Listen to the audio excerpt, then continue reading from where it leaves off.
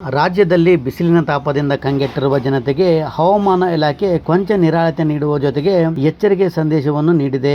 ಒಂದೆಡೆ ಬಿಸಿಲಿನ ಜಳ ಬರೋಬ್ಬರಿ 45 ಡಿಗ್ರಿ ಸೆಲ್ಸಿಯಸ್ ಗಡಿ ದಾಟುವ ಆತಂಕವಿದ್ದರೆ, ಇನ್ನೊಂದೆಡೆ ಮಳೆಯು ರಾಜ್ಯದ ಶೇಕಡ 25ಕ್ಕೂ ಹೆಚ್ಚಿನ ಪ್ರದೇಶಗಳಲ್ಲಿ 3-4 ದಿನ ಗುಡುಗು ಸಿಡಿಲು ಆಲಿಕಲ್ಲು ಸಹಿತ ಸಾಧಾರಣ ಮಳೆಯಾಗಲಿದೆ ಅಂತ ಹವಾಮಾನ ಇಲಾಖೆ ಹೇಳಿದೆ. ವಿಶೇಷವಾಗಿ ಕರಾವಳಿ, ಮಲೆನಾಡು ಹಾಗೂ ಉತ್ತರ ಕರ್ನಾಟಕದ ಜಿಲ್ಲೆಗಳಲ್ಲಿ ಬಿರುಗಾಳಿ, ಗುಡುಗು ಮತ್ತು ಸಿಡಿಲು ಸಹಿತ ಭಾರೀ ಮಳೆಯಾಗುವ ದಟ್ಟ ಮುನ್ಸೂಚನೆಗಳಿವೆ ಅಂತ ಹವಾಮಾನ ಇಲಾಖೆ ಹೇಳಿದೆ.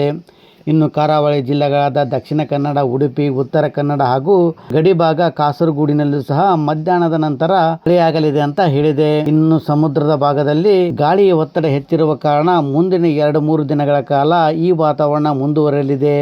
ಇದೇ ವೇಳೆ ಮಲೆನಾಡಿನ ಜಿಲ್ಲೆಗಳಾದ ಕೊಡಗು, ಹಾಸನ, ಚಿಕ್ಕಮಗಳೂರು ಹಾಗೂ ಶಿವಮೊಗ್ಗದಲ್ಲಿಯೂ ಸಹ ಸಂಜೆಯ ವೇಳೆಗೆ ಸಿಡಿಲಿನ ಅಬ್ಬರದೊಂದಿಗೆ ಆಲಿಕಲ್ಲು ಮಳೆಯಾಗುವ ಮುನ್ನೆಚ್ಚರಿಕೆಯನ್ನು ಹವಾಮಾನ ಇಲಾಖೆ ನೀಡಿದೆ.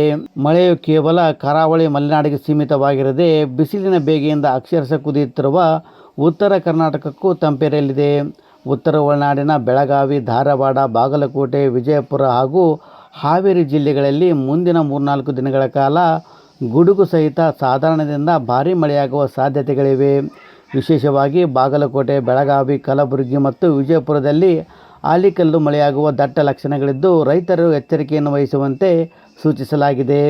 ಇನ್ನೊಂದೆಡೆ ನಿನ್ನೆ ವಿಜಯನಗರ, ಹಾವೇರಿ, ಚಿಕ್ಕಮಗಳೂರು, ಧಾರವಾಡ, ಗದಗ ಜಿಲ್ಲೆಗಳು ಸೇರಿದಂತೆ ರಾಜ್ಯದ ಹಲವೆಡೆ ಮಳೆಯಾದ ವರದಿಯಾಗಿದೆ. ಒಟ್ಟಿನಲ್ಲಿ ಬಿಸಿಲಿನ ಬೇಗೆಯಿಂದ ಬೆಂದಿದ್ದ ಜನರಿಗೆ ಹವಾಮಾನ ಇಲಾಖೆ ನೀಡಿರುವ ಈ ಮಾಹಿತಿ ಕೊಂಚ ನೆಮ್ಮದಿ ತಂದಿದೆ. ಫ್ರೆಂಡ್ಸ್, ನಿಮ್ಮ ಊರು ಯಾವುದು? ನಿಮ್ಮ ಊರಲ್ಲೂ ಮಳೆ ಆಗಿದೆ ಅಥವಾ ಇಲ್ವಾ ಅನ್ನೋದನ್ನ ಕಾಮೆಂಟ್ಸ್ ಮಾಡಿ, ಲೈಕ್ ಮಾಡಿ, ಶೇರ್ ಮಾಡಿ ಹಾಗೂ ತಪ್ಪದೆ ನಮ್ಮ ಚಾನಲ್ ಅನ್ನು ಸಬ್ಸ್ಕ್ರೈಬ್ ಮಾಡಿ.